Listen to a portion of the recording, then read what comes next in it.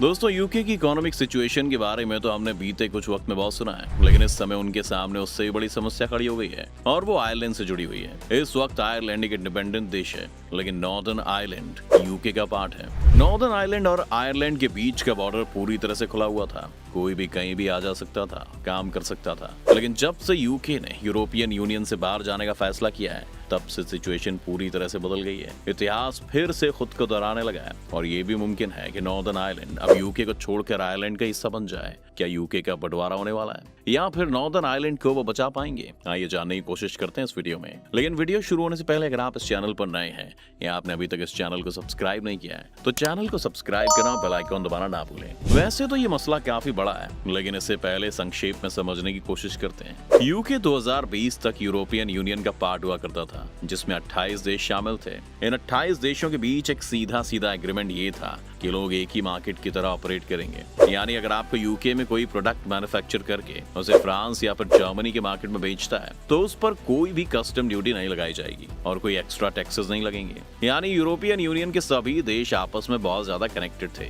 कोई भी यूरोप देश का सिटीजन किसी भी दूसरे देश में जाकर काम कर सकता था, वहाँ रह भी सकता था, और इसके लिए उसे ना ही अपनी नेशनैलिटी बदलने की जरूरत थी और ना ही किसी तरह का वीजा चाहिए था। ये एग्रीमेंट नॉर्दर्न आयरलैंड और आयरलैंड के लिए भी बहुत अच्छा था, क्योंकि आयरलैंड भी यूरोप का हिस्सा था और नॉर्दर्न आयरलैंड को कंट्रोल करने वाला यूके भी। लेकिन जैसे यूके ने यूरोप से बाहर निकलने का फैसला किया, ये प्रॉब्लम खड़ी हो गई कि अब नॉर्दर्न आयरलैंड और आयरलैंड के बीच में क्या रिश्ता होगा? क्या लोग अब भी उतना फ्रीली ट्रैवल कर पाएंगे? क्या नॉर्दर्न आयरलैंड और आयरलैंड के बीच का ट्रेड अभी भी फ्री रहेगा? इस सवाल का जवाब ढूंढना बहुत जरूरी है, क्योंकि इन दोनों ही देशों की हिस्ट्री बहुत ज्यादा कॉम्प्लिकेटेड रही है। 1922 तक आयरलैंड एक ब्रिटिश कॉलोनी हुआ करती थी, लेकिन फिर आयरिश लोगों ने अपनी फ्रीडम के लिए लड़ाई लड़ी और ये डिसाइड किया गया कि आयरलैंड की फ्रीडम का फैसला एक वोट के साथ किया जाएगा। नॉर्दर्न आयरलैंड के इलाके को छोड़कर पूरे आयरलैंड ने यूके से अलग होने का फैसला किया, जिससे आयरलैंड अब एक आजाद देश बन गया और नॉर्दर्न आयरलैंड यूके के पास ही रहा। लेकिन ऐसा नहीं था कि नॉर्दर्न आयरलैंड के सभी लोग यूके के साथ रहने के पक्ष में थे। इसमें एक रिलीजियस एंगल भी था। यूं तो आयरलैंड और यूके दोनों ही जगहों पर रहने वाले लोग क्रिश्चियंस ही हैं, लेकिन क्रिश्चियनिटी के भी कई धड़े होते हैं, जिनमें से दो मुख्य धड़े हैं, Protestants and Catholics.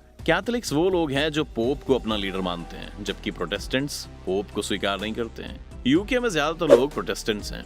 Northern Ireland के सभी प्रोटेस्टेंट लोगों ने यूके में रहने के लिए वोट किया था, लेकिन नॉर्दर्न आयरलैंड में कैथोलिक लोग भी थे जो इससे एग्री नहीं करते थे।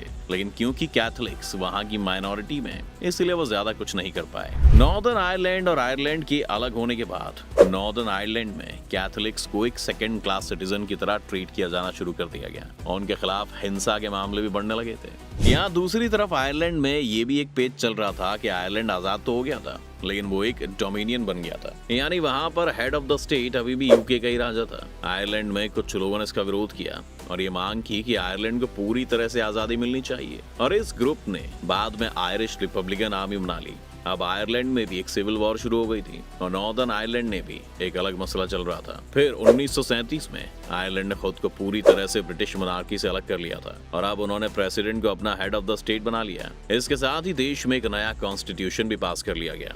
अब दूसरी तरफ आईआरए का पक्ष ये भी था कि नॉर्दर्न आयरलैंड को भी आयरलैंड का हिस्सा होना चाहिए और यूके का उस पर कंट्रोल करना सही नहीं है। ऊपर से वहां पर कैथोलिक्स पर जो हमले हो रहे थे, उन्होंने भी आईआरए को वहां पर थोड़ी सी मजबूती दी। 60 के दशक में वहां पर आईआरए के सपोर्ट से हिंसा शुरू हो गई और 1967 में Northern Ireland civil rights movement की शुरुआत हुई, जिसमें उनकी मांग थी कि वहां सभी लोगों को इक्वली ट्रीट किया जाए। आईआरए ने पूरे यूके पर जंग डिक्लेयर कर दी और इस बीच में 16,000 से भी ज्यादा बॉम्बिंग्स की गईं और 37,000 से ज्यादा शूटिंग्स के इंसिडेंट सामने आए। इस पूरी रेजिस्टेंस में 3500 से ज्यादा लोगों की मौत हुई और ये काफी वक्त तक चला, क्योंकि कैथोलिक्स को इस तरह ट्रीट किया जा रहा था। इसलिए आईआरए ज्वाइन करने के लिए कई यंग लोग आगे आ गए थे। लेकिन फाइनली 1998 में जाकर इस जंग का अंत हुआ, जिसे गुड फ्राइडे एग्रीमेंट भी कहा जाता है। इस एग्रीमेंट के तहत कई रिफॉर्म्स किए गए और एक बड़ा रिफॉर्म ये था कि अब नॉर्दर्न आयरलैंड और आयरलैंड के बीच का बॉर्डर सिर्फ नाम भर के लिए होगा। वहां पर कोई बॉर्डर चेक पॉइंट्स नहीं है और ना ही कोई किसी तरह के टैक्सेस हैं। अब आते हैं आज के समय में, जब यूके ने यूरोपियन यूनियन को छोड़ दिया है। इस इवेंट को ब्रेक्सिट कहा गया था और इसकी प्रक्रिया 2016 में शुरू हो गई थी।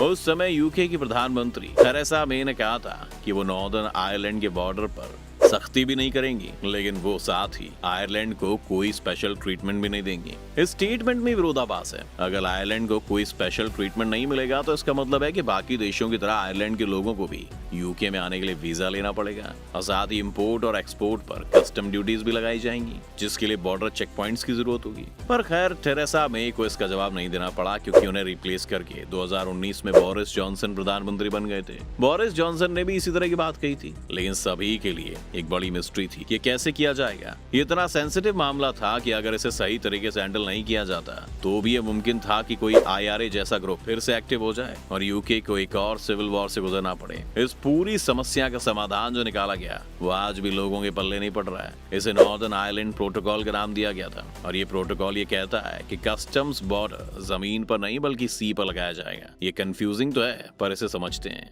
नॉर्दर्न आयरलैंड और यूके के बीच में समंदर आता है और ये जमीन से कनेक्टेड नहीं है, इसीलिए यूके ने डिसाइड किया कि अगर कोई भी चीज नॉर्दर्न आयरलैंड से निकलकर समंदर के रास्ते से कहीं जाती है तो उसे कस्टम्स द्वारा चेक किया जा सकता है और उस पर टैक्स लगाया जा सकता है। लेकिन अगर लैंड रूट से कोई चीज इधर से उधर जाती है तो कोई प्रॉब्लम नहीं है। आयरलैंड और नॉर्दर्न आयरलैंड आपस में लैंड बॉर्डर शेयर करते हैं, जिस वजह से यूके को कहा कि इससे आयरलैंड भी खुश रहेगा और नॉर्दर्न आयरलैंड भी। लेकिन अब एक दूसरी प्रॉब्लम खड़ी हो गई है। नॉर्दर्न आयरलैंड के यूनियनिस्ट लोग जिन्होंने यूके में रहने के लिए वोट किया था वो इस बात से काफी नाराज है, क्योंकि इसका ये मतलब हुआ कि अगर नॉर्दर्न आयरलैंड से कोई प्रोडक्ट आयरलैंड में जा रहा है तो कस्टम्स उसे चेक भी नहीं करेंगे और उस पर टैक्स भी नहीं देना पड़ेगा। लेकिन अगर नॉर्दर्न आयरलैंड से कोई प्रोडक्ट यूके के बाकी इलाकों जैसे इंग्लैंड, वेल्स या स्कॉटलैंड में जाएगा तो उन प्रोडक्ट्स को कस्टम ऑफिसर से होकर गुजरना पड़ेगा। ये कितना अजीब लॉ है। इसे आप ऐसे समझ सकते हैं कि अगर यूपी से नेपाल आप कोई प्रोडक्ट भेज रहे हो तो वो टैक्स फ्री है, लेकिन यूपी से दिल्ली भेज रहे हैं तो उस पर टैक्स देना पड़ेगा। इसी बात से नाराज होकर नॉर्दर्न आयरलैंड के कई सारे पॉलिटिशियंस ने अपने पद से इस्तीफा दे दिया है और इस वक्त नॉर्दर्न आयरलैंड बिना किसी गवर्निंग एग्जीक्यूटिव के ऑपरेट कर रहा है। सीधे शब्दों में कहा जाए तो हर तरफ तलवारें खिंची हुई हैं, सब एक दूसरे से लड़ रहे हैं, किसी के पास कोई सोल्यूशन नहीं है। लिज ट्रस के बाद अब ऋषि सुनक ने इसके लिए एक और नायाब सोल्यूशन निकालने की कोशिश की थी और वो ये था कि नॉर्दर्न आयरलैंड प्रोटोकॉल जो है वो यूरोप और यूके के बीच की ब्रेक्सिट डील का हिस्सा थी, जिसे अब चेंज नहीं किया जा सकता। लेकिन यूके की पार्लियामेंट इस तरह से एक लॉ बनाने की कोशिश कर रही है कि वो ब्रेक्सिट डील को माने बिना नॉर्दर्न आयरलैंड के लिए कोई अलग सा फैसला करे।